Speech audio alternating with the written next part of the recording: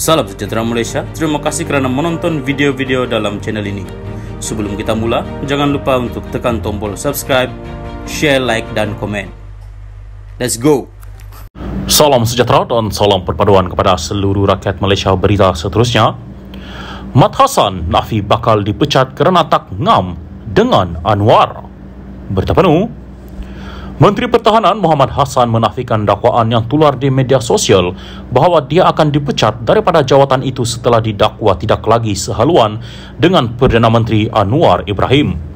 Hari ini semalam viral, saya akan dipecat daripada jawatan menteri saya sebab dikatakan saya tidak bersama dengan Perdana Menteri.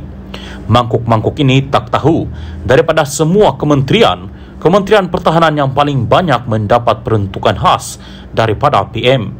Ini pula nak mengadu domba kata Mat Hassan akan dipecat sebab apa saya tak bersama dalam kempen, katanya di ceramah Malam Perpaduan Dun Paroi di Senawang malam tadi. Dia berkata demikian susulan beberapa video tular di media sosial mendakwa Muhammad yang lebih mesra dipanggil Tok Mat bakal dipecat sebagai Menteri Pertahanan. Timbalan Presiden UMNO itu juga didakwa tidak lagi bersama Perdana Menteri selain tidak menyertai kempen pilihan raya. Bagaimanapun, Muhammad menjelaskan dia tidak dapat bersama dalam kempen kerana masalah kesehatan.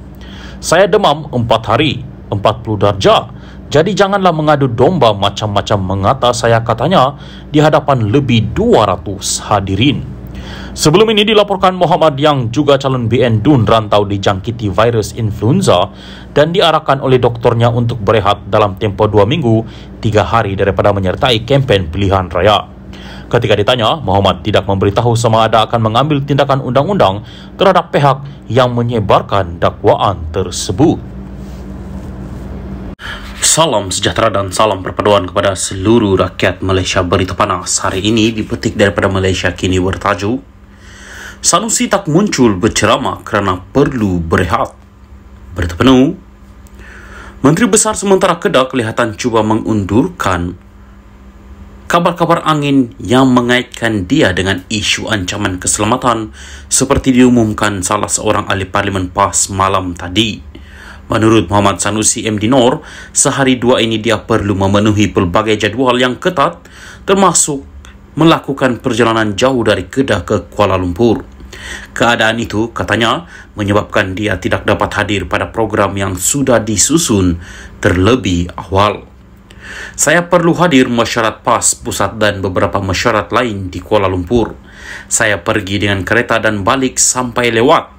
Sudah tentu tidak dapat hadir program yang sepatutnya saya dijadualkan hadir. Mana boleh, kena rehatlah, katanya seperti dipetik Sinar Online hari ini. Kenyataan pengarah pilihan raya PN itu juga sekaligus menafikan dakwaan pihak tertentu yang mengaitkan ketiadaan Sanusi di pentas ceramah mempunyai kaitan dengan isu keselamatan. Menurut laporan sama, Sanusi juga menolak andaian pihak-pihak tertentu yang mendakwa terdapat ugutan maupun diberikan arahan mengunci mulut sehingga hari mengundi. Semua dakwaan di atas adalah tidak benar, katanya. Malam tadi Sanusi dijadual hadir sebagai penceramah untuk kempen PN di Taman Ria Sungai Petani Kedah. Bagaimanapun dia tidak muncul dan ahli Parlimen Alosta Afnan Hamimi Taib Azamuddin memanaskan situasi dengan mendakwa Sanusi berdepan dengan resiko keselamatan. Saya nak baca kertas ini, tulis berita yang menyedihkan. Pagi tadi semalam, Menteri Besar Mesyuarat di Kuala Lumpur, mesyuarat penting. Dalam mesyuarat tersebut dibincang beberapa perkara penting, perkara besar. Daripada itu, dinasihatkan beliau tidak meneruskan ceramahnya pada malam ini. Ini kerana ada perangkap yang dipasang oleh musuh. Perangkap itu menghendaki Menteri Besar kita masuk ke dalam itu. Kemudian dia pegang dan buat sesuatu kita tak jangka. Jadi dalam waktu ini kita kena bersedia segala kemungkinan, katanya yang dipetik utusan online. Menurut Sanusi, ketiadaannya di majlis ceramah semalam tidak ada kaitan dengan spekulasi yang mendakwa dia direhatkan oleh parti kerana lantang bersuara semasa berkempen. Ketiadaan Sanusi di pentas ceramah malam tadi adalah adalah yang kedua selepas kejadian pertama di Taman Serai Wangi, Padang Serai pada 5 Ogos lalu. Ia kemudian mencetuskan kabar angin kononnya dia ditahan polis sekali lagi. Bagaimanapun polis di Raja Malaysia kemudian menafikan laporan berita tersebut. Mengulas mengenai isu resiko keselamatan yang dihadapinya, Sanusi berkata ia melibatkan langkah berjaga-jaga yang diambil PAS bagi mengelak kejadian tidak diingini biasa. Keselamatan itu antaranya tak bolehlah bawa kereta laju-laju nak bagi cepat sampai. PAS Kedah ambil langkah-langkah keselamatan bagi mengurangkan aktiviti supaya tak kejar-kejar ke sana sini. Macam-macam boleh terjadi dalam perjalanan. Namun ada juga pesanan-pesanan dan langkah-langkah keselamatan lain yang perlu dirahsiakan, ujarnya lagi. Salam sejahtera dan salam perpaduan. Berita seterusnya bertajuk Balik saja, tak perlu beri alasan, kata Azam kepada menantu Muhyiddin. Bertepenu, peguam yang mewakili menantu pengurusi Perikatan Nasional PN Muhyiddin Yassin sepatutnya membantu pihak berkuasa dengan membawa pulang anak guamannya dan bukan membuat kenyataan media, kata Ketua Pesuruhjaya SPRM Azam Baki.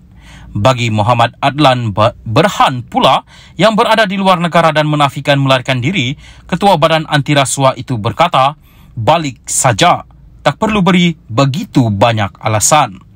Azam juga mengingatkan Peguam Baljit Singh Sidhu bahawa dia mempunyai tanggungjawab sebagai kumpulan profesional undang-undang untuk membantu siasatan SPRM. Terdahulu, Baljit mengeluarkan kenyataan yang menafikan anak guamannya keluar daripada Malaysia selepas mengetahui dimasukkan dalam senarai orang dikehendaki. Katanya Adlan sedia pulang jika unsur ancaman dan pendakwaan terhadapnya tiada lagi. Kenyataan itu dikeluarkan susulan kenyataan SPRM pada 7 Ogos bahawa mereka memburu Adlan 48 dan Mansor Saat 69. SPRM mengesan kedua-dua mereka bagi membantu siasatan dalam projek biometrik pekerja asing. Baljit berkata Adlan sedang terlibat dalam lawatan perniagaan di luar negara dan dikatakan sudah memberitahu penyiasat SPRM bahawa dia akan pulang ke tanah air selepas selesai tugas. Mengulas perkara itu, Azam berkata SPRM telah cuba mendapatkan kerjasama Adlan sejak Jun lalu tetapi tidak berjaya. Dia juga menafikan dakwaan kenyataan terkini SPRM berkaitan Adla dan seorang lagi individu dibuat susulan pilihan raya negeri. Ada orang boleh mudah-mudah tuduh kita. Persoal kenapa hanya sekarang kita cari dia, Adlan.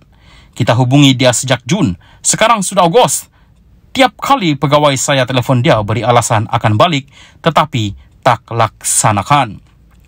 Jika kamu penyiasatnya, berapa lama kamu boleh tunggu? Ia tidak kaitan dengan pilihan raya atau tidak, katanya lagi.